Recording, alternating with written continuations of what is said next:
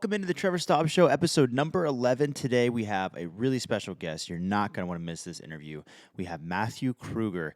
Matthew is the original creator and founder of UDisc, the most popular disc golf app there is out there. We're going to talk to Matt about all the things he's got going on with UDisc right now and planning for the future. And we're also going to get the story about how this app really came to be. You're not going to want to miss it. Let's hop right into it. All right, and now we're going to welcome into the show Matthew Krueger, the co-founder and creator of UDisc. Thank you so much for joining the show, Matt. Thanks for having me. Yeah, absolutely. So just to kind of to set the scene here, I mean, UDisc is an app that's in the pockets of so many disc golfers. It's such a prevalent entity in our sport. I kind of want you to just take us all the way back to the beginning, all the way back to the start, and just the very first mention or idea of this product that has now come to the UDisc, that we know and love. Definitely started because I wanted to learn how to build mobile apps. I've been a software developer for, like 15 years now. So I graduated college in 2008 and went to go work for a big company and doing boring stuff. And I really wanted to learn how to build apps. And so talked with some people and I was like, how could I motivate myself to do this? And they were like, well, you need a problem to solve. And so I started trying to think, like, what problem could I solve for myself? And at the time, smartphones were still pretty new. And it just seemed like something that, there wasn't a good way to find a course, basically, on a phone. There was no way to I just wanted a button to push that told me where the nearest course was. So the genesis of it was really just solving a problem for myself and for my friends. I live in the Minneapolis area and we have well over 100 courses within, a 30-mile radius of the city. And so we wanted to play somewhere new every weekend, and just having the ability to do that when you're out and about with a smartphone was really how it all came to be. Right. Yeah. So it's safe to say that the original purpose of the app, the idea was kind of centered around course mapping, having a directory.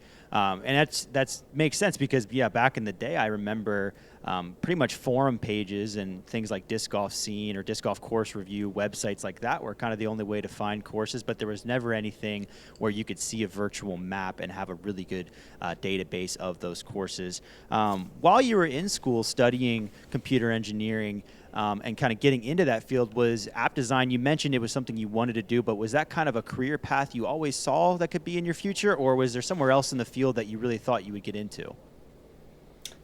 Well, it's interesting because apps didn't exist and smartphones didn't exist until really my last year of college. True, yeah. So there weren't, any courses. And in fact, you couldn't even there wasn't like the concept of building a third-party app for a phone until I think 2009 maybe is when Apple released the App Store. Like, if people, for a brief history of smartphones, like the iPhone came out in 2007, and for the first year or two, there was no ability for you to download apps. It was just the apps that came on the phone. Like, you had the calculator app, and you had Safari, you had the mail app, and a few things like that, but there was no way to build apps. So that came about after I was done with school, and I was doing something like doing Java for a big medical device company. And then once I got a smartphone and started playing with it, I was like, I know how to write software. It'd be really cool someday to learn how to build something for this device. So I didn't really see it as a career path. It just kind of turned into one organically, just, with the way that my interest in disc golf and my interest in software kind of just collided to help build something for the community. Yeah, being in the computer engineering field when the App Store was released and it was kind of like an open developer concept where, for people in your field, was that such a huge deal? Like, was everybody super excited about, like, everybody wanted to build an app? Was that like a huge deal?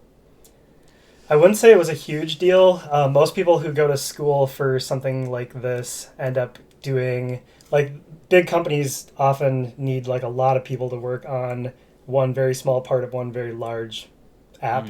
So to speak. So like a website, it takes hundreds of people to build something like, Gmail. Like, there's probably 1,000 people that are building, just that. So I wouldn't say that I, heard a lot of my cohorts like chomping at the bit to go learn how to build apps.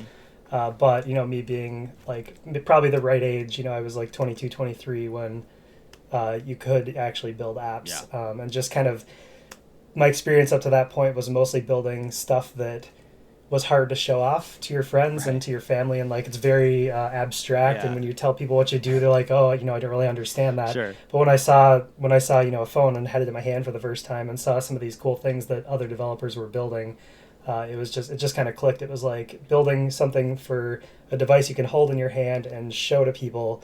It just makes it so much easier to grasp, what we actually do as software Right. developers. Absolutely.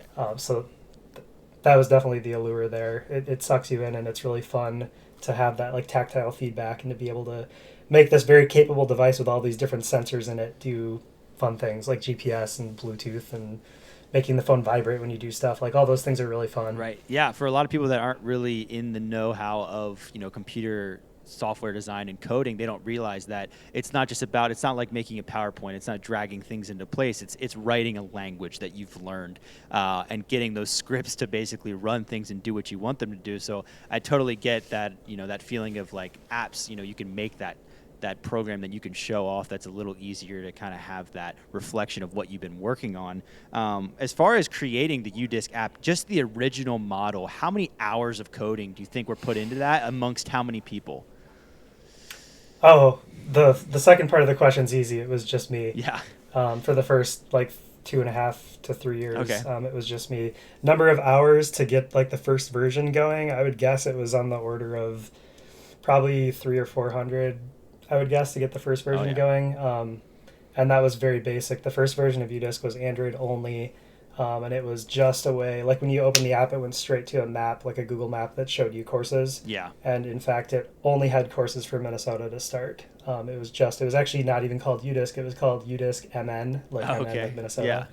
And then from there, it kind of expanded into getting courses from other states and then building a way to crowdsource, so that people could submit all the courses near them.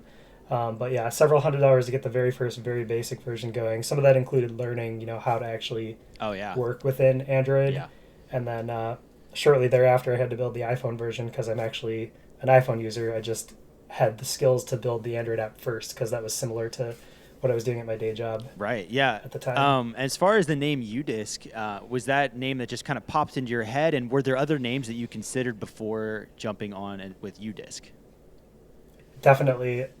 So another brief history lesson. So at that time, so 2012 is when the app first came out, and at that time, like I think the iPad maybe had. I'm not sure if it had come out yet, but it was about to.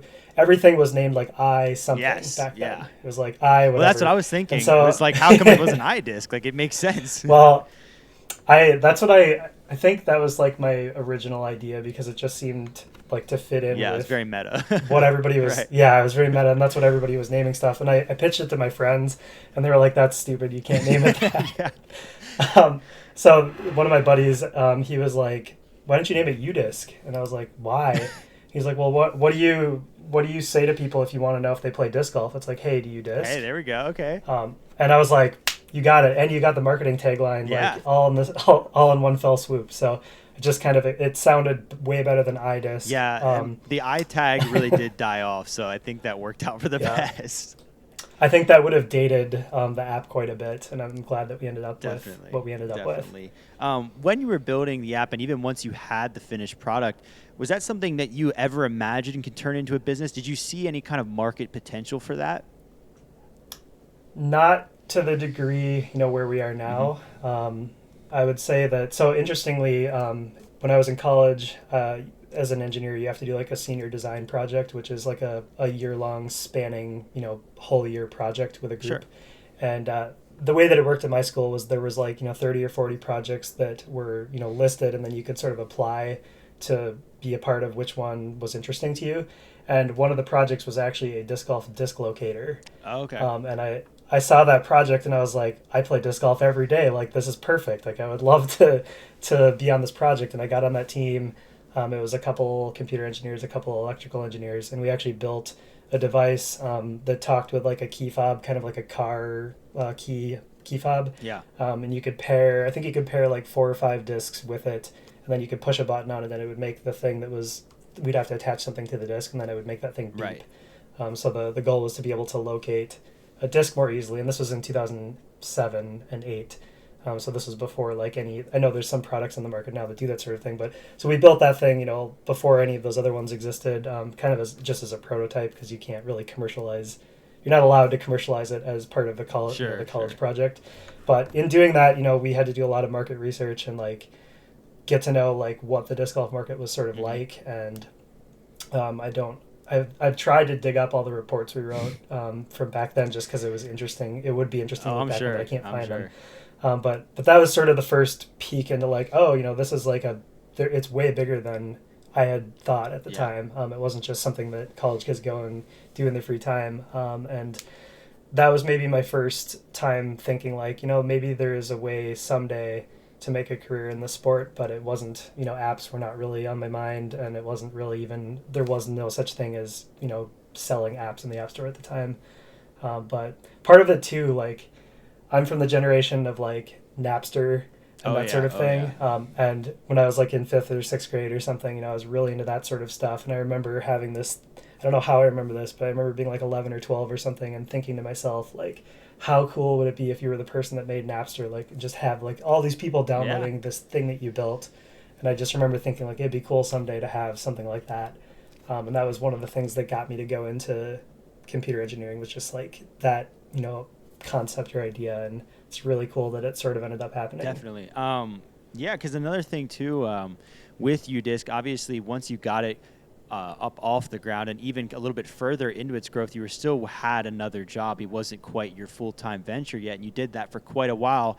At times during that process where you kind of were still working the day job and then also working on UDisc, was there ever times where you thought that you couldn't handle both and maybe you weren't sure if you were ever going to be able to make that jump to full-time with UDisc, and you felt that it might kind of collapse on itself? Yeah, well, the good thing with UDisc used to be a lot less pressure than it is now. Before we were doing UDisc Hmm. Live and running, big Elite Series tournaments every Yeah. weekend. Um, it wasn't as much about like thinking that it would collapse, more just thinking that, I maybe don't have the like mental capacity or Right. time in a day to develop all the things I want to as fast as I want Hmm. to. But I wouldn't say it ever really got that close to collapsing. I've just kind of worked myself to the point of, um, like I couldn't have worked more. I was working like 100 hours a week for several Yeah. years between both jobs, and it was just because I loved it so much. It was definitely a lot to juggle. So Josh joined when we sort of co-founded the company in like 2014, beginning of 15, I Hmm. think. And once he joined, it was nice because we were able to sort of split responsibilities. Like he took iOS development, I took Android development. We were still doing a ton, Yeah. and juggling all of it between my day job was very challenging for sure. But I wouldn't say it was ever close to like feeling like it was going to collapse. It was more just like I'm not moving as fast as I would like to. Sure. And even that kind of brings me to my next question is, now that you have a more complete product and you have all these features, what are some features that you would love to have right now but aren't quite obtainable yet for the reasons of either funds, manpower, or just the limits of technology? What are the things that you wish you could have implemented right now?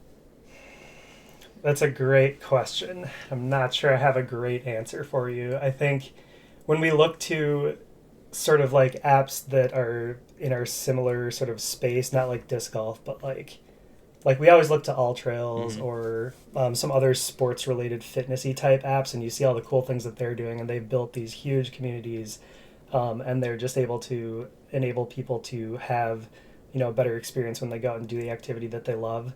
And so I don't know if I have really a specific, like, I really want this one thing.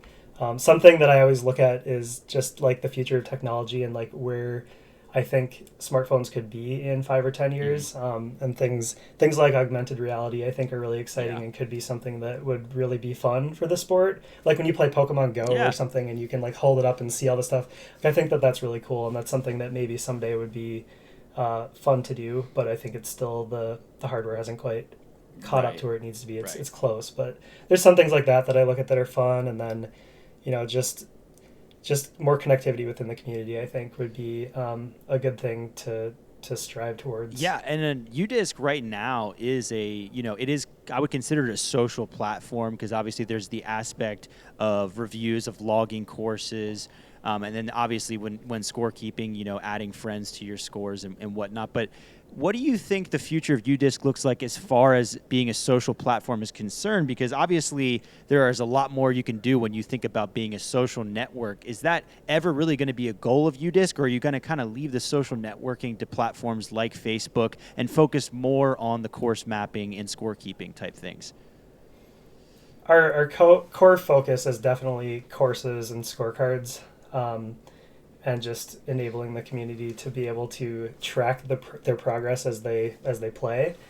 I think that there are certainly opportunities to do more in that space. I'm not sure if it's our main focus, but it is certainly something that we've thought about. I think one thing that is frustrating sometimes is a lot of disc golf does take place on Facebook, and not everybody wants to use it. Yeah.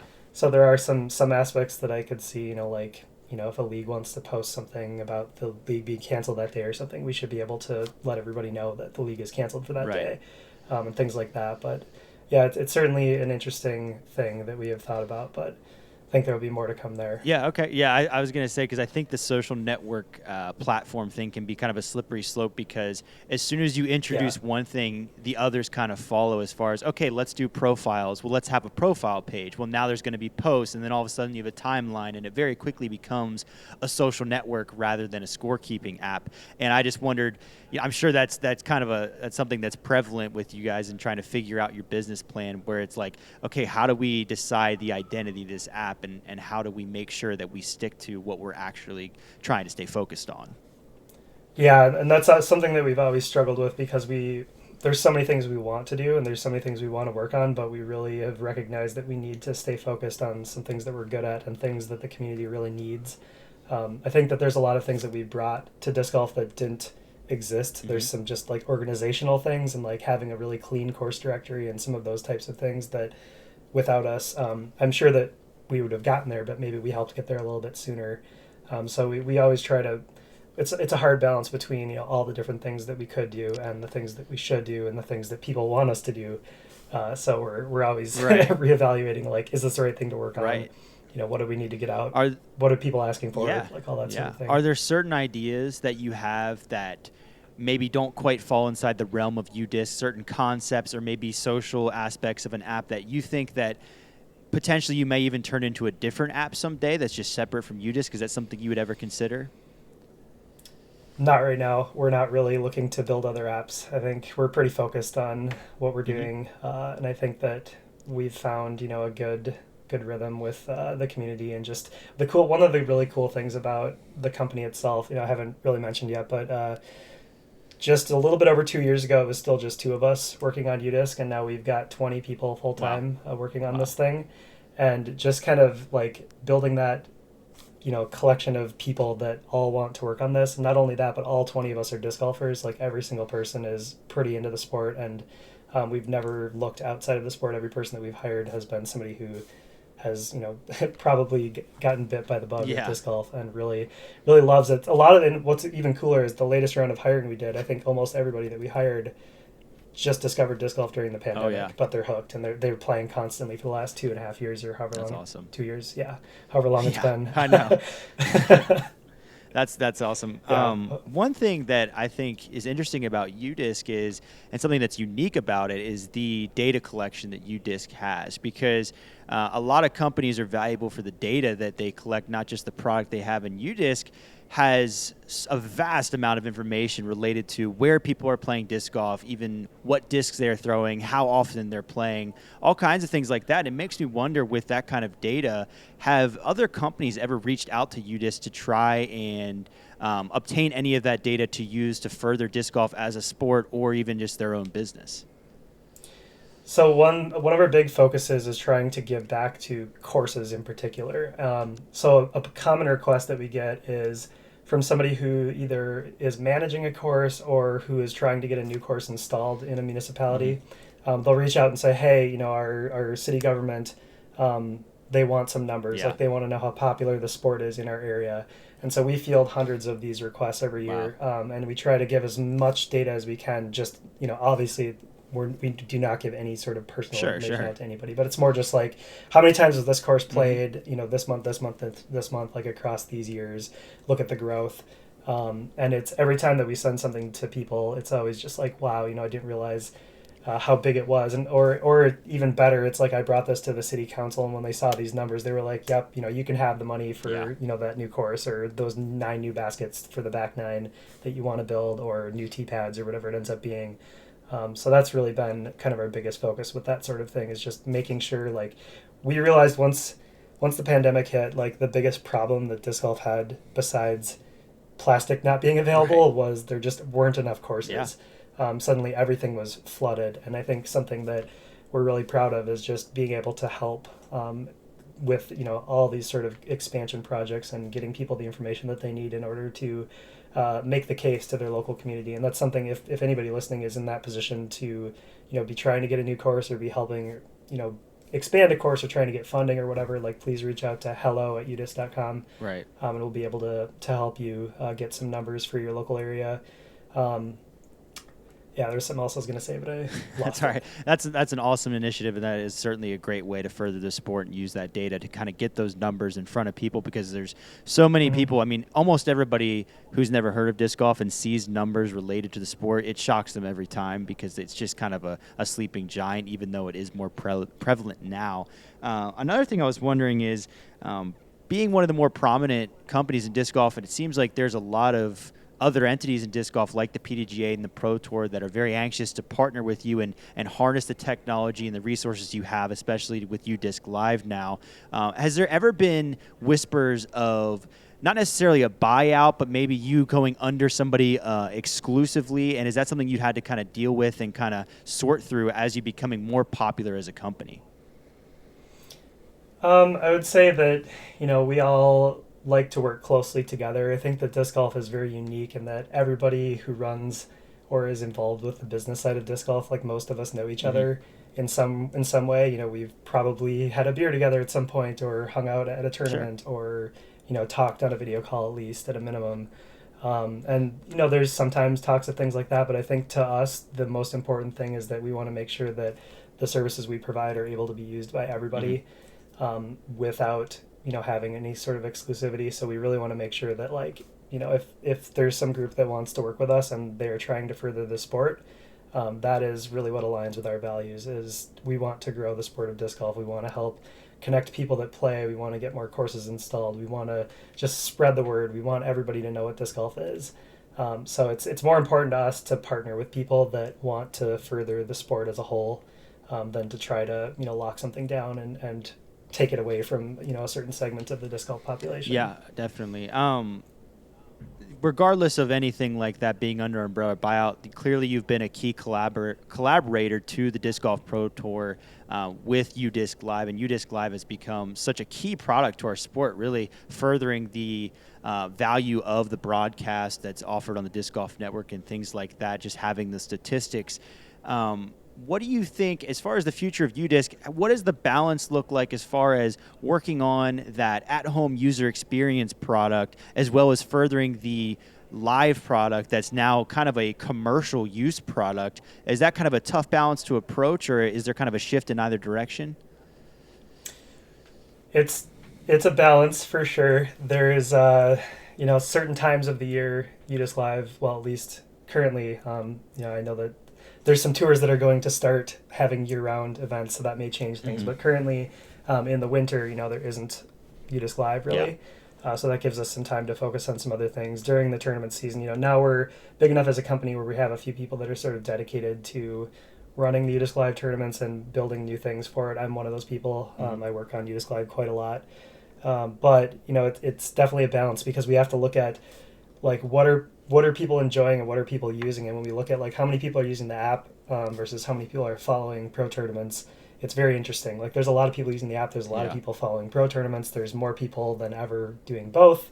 Everything's growing, and so it is definitely a delicate balance between building new things and trying to make existing things more stable, and trying to think about how we can continue to scale for the future, just as viewership and disc golf in general keeps growing. So may not be like the best, most clear answer, but yeah, it's a tricky balance. And it's like right now there we have actually two tournaments this weekend. It's our first doubleheader of the year. We have a tournament in Copenhagen, Denmark, and Jonesboro, Yeah. Arkansas. So we've got a lot on our plates for this weekend. Means I'll be up very late tonight. Oh wow. watching, Yeah. taking care of Denmark, but For sure. it'll be fun. Yeah, it's just, and even looking at the UDisc Live product, I feel like the kind of course mapping scorekeeping product is kind of more, it's more of a polished product, whereas UDisc Live is kind of constantly evolving and adapting to the growth of the sport on that professional stage. What are some things with because I feel like scorekeeping and stat keeping, especially the statistics, are a huge thing for UDisc, and obviously you've implemented new things such as the world rankings, and you're constantly trying to give analysts and players more detailed statistics to study and use to kind of get information and tell the story of what's going on during a round. What are some more statistics and data points that you would like to add into UDisc Live to kind of tell that story of the round that maybe just kind of are held back at this moment by, I know right now a lot of the scorekeeping is volunteer-based, which kind of holds some things back. What are some things that you'd like to implement in that area? In the new statistics area, or kind of like the live scoring. So like when you're entering in the things that you're going to see pop up live during a round, essentially. Well, we're always evaluating like ways that we can make things better, and you did hit on a point. Most of the scorekeepers at big tournaments are volunteers. A lot of people do a great job. Some people have never seen the full stat style of scoring before, Right. so there can be a bit of a learning curve. One thing we've done is tried to work very closely with the tours to make sure that Circle 1 and Circle 2 are marked, and the Park Circle is the new one this year. We've been trying to make sure that the Park Circle is marked as well so that we can get the putting stats maybe a little bit more consistent. But, we're always like, UDisc Live, it's interesting because UDisc Live is kind of, at this point, it's very much kind of like a logistics problem in a way. Like it's like there's a lot involved to get somebody to keep score for every single group for 3 or 4 days in a row for FPO and for MPO. And so a lot of it is just like, how can we get people signed up in advance to help? How can we incentivize people to help? If anybody's listening and there's a tournament in your area, like that is a great way to go watch the tournament. I always tell people like there's disc golf. When we first started UDisc Live, like in 2016, there was really no such thing as crowd control. Right. Nobody cared. You could go anywhere. You could stand, 2 feet behind the tee when Macbeth is teeing off if you wanted to. They probably didn't like that, but like it happened all the time. I remember being at Maple Hill and there's people crowding every single tee pad, during the first DGPT. But these days, everything's locked down. If you want to get anywhere near the players, like you have to buy a VIP pass. The other way to do it is to come and help and keep score. Yeah. And you'll get the best seat in the house, and you'll have a really cool experience that you'll remember for a long time.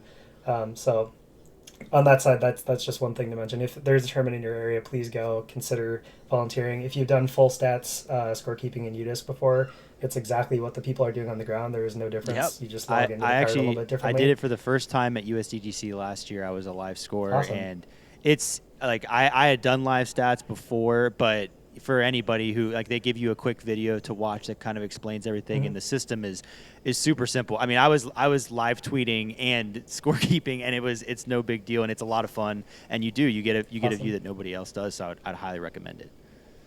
Yeah, it really is fun. I haven't gotten to do it for a few years because I've only been to a couple tournaments, I think, since the pandemic, and I've been so busy at those since I hadn't seen everybody in so long I didn't get to go do it, but it is very fun.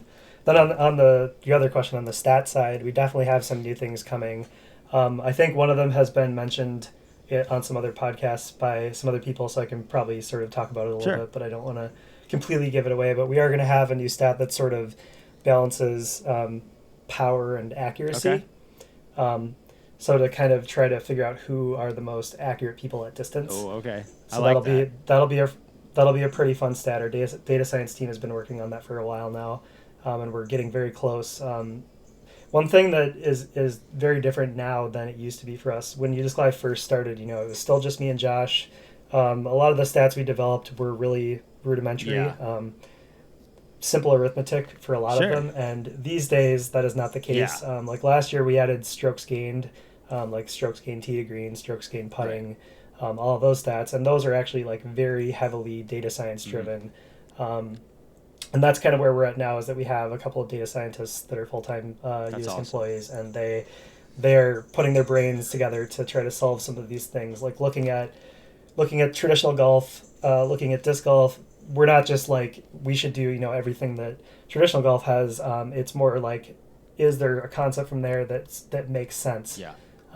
for disc golf, and then some of it too is just like totally new stuff. Like we have a lot of ideas. I don't really want to get into any of them right now because I'm not sure how many of them will materialize. Sure. But suffice to say that we put a ton of rigor behind anything that we put out now because we understand sort of the gravity of the things that we do. There's a lot of people looking at what we do, and we don't want to do things without a lot of testing and a lot of validation and verifying. And so like some of the new stats we developed, and then we let 4 or 5 tournaments happen and look at the results and see like, does this make sense? Does this look right? Does this pass the eye test? Yeah. Does this seem, plausible? And once we get, once we're very happy with it, that's when we would actually release something. So there's just, there's a lot more that goes behind all of these things these days. It's not just, doing simple division. Oh, I'm sure. Yeah. It's it's a lot of modeling and a lot of running simulations and testing things to make sure that it's all going to end up being like valid. Yeah, I mean, I took some statistics, some higher level statistics in college, and it's no joke. A lot of people don't realize it's not nearly as simple as they think it is. And for disc golf, it's sort of a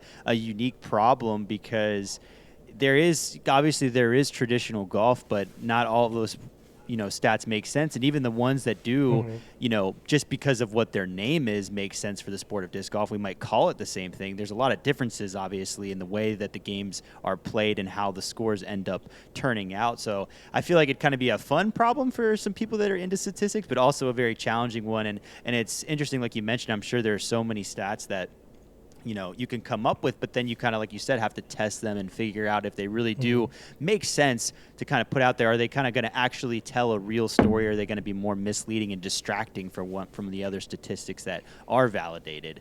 And that's definitely something that I'm sure will be just kind of a ongoing process, because even in other sports, they're still making up new statistics every day. Every year, it seems like, a new game comes on and they're talking about a statistic that has never been talked about before. So I'm definitely excited hearing about and seeing what all UDisc has planned. Is there anything in the near and upcoming future that we should be excited about with UDisc? Any kind of releases or updates? With UDisc or UDisc Live? Either one. Yeah, UDisc Live, I think I mentioned the big one, which is just a few new stats will be coming. Yeah. With the UDisc app, there are a lot of things in the works right now. I think it's maybe too soon to really talk about specifics. What I will say is that our team has grown quite a lot over the last year, and that has allowed us to actually take a look at the architecture of the apps as a whole and try to make them a lot more stable and just like ready to build a stronger foundation, so that when we build new stuff in the future, it's really a lot easier to do and will just work better. So we're doing some work that isn't very exciting. Yeah. To people that are using the app, which is just making it more stable, Right. Rewriting a whole lot of things, and then pretty soon we're going to start really pumping out new things.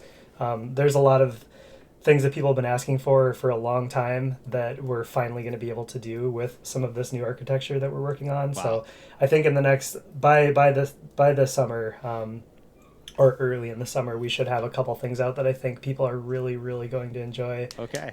Not just hype, like really cool things that I think will genuinely be useful. That's awesome.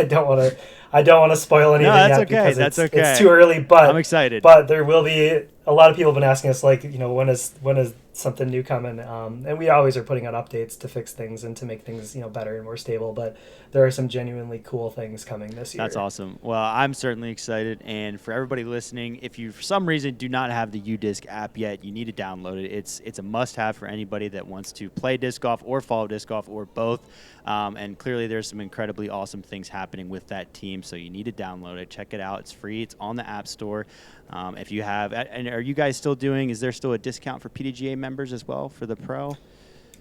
Not currently. It's something that we're going to definitely look into, but currently there's not. And to clarify, the UDisc app is free. Almost everything in the app is free. If you want to keep unlimited scorecards, then you need a Pro subscription. But if you don't want to do that, that's fine too. You can delete scorecards and just keep the 10, which is kind of the limit on the free version. But everything else is totally fine. You can look up courses, you can measure throws, you can catalog your discs, you can play. Oh, the other thing to mention too is we run thousands of leagues, and you do not need a Pro subscription at all to play or keep score for a league. Like, that is completely free. It's just if you want to keep unlimited scorecards, for rec rounds, then you need a subscription. Right, and the pro subscription is extremely affordable as well. For somebody who's an avid disc golfer, it's absolutely a no-brainer if you want to go ahead and do that. But make sure you check it out in the App Store. Matt, thanks so much for joining the show. It was awesome hearing about all the things going on at UDisc. You guys are really pioneers for this sport and are pushing it forward every day with these new developments, and I really appreciate you joining the show. Thank you. It was fun. Yep. All right. Thanks once again to Matt for joining the show. It was awesome hearing from him about all the cool things that are going on at UDisc, and it's really exciting to see what the future holds for that company. Make sure you're hopping in next Thursday to check out another great episode. We'll see you then.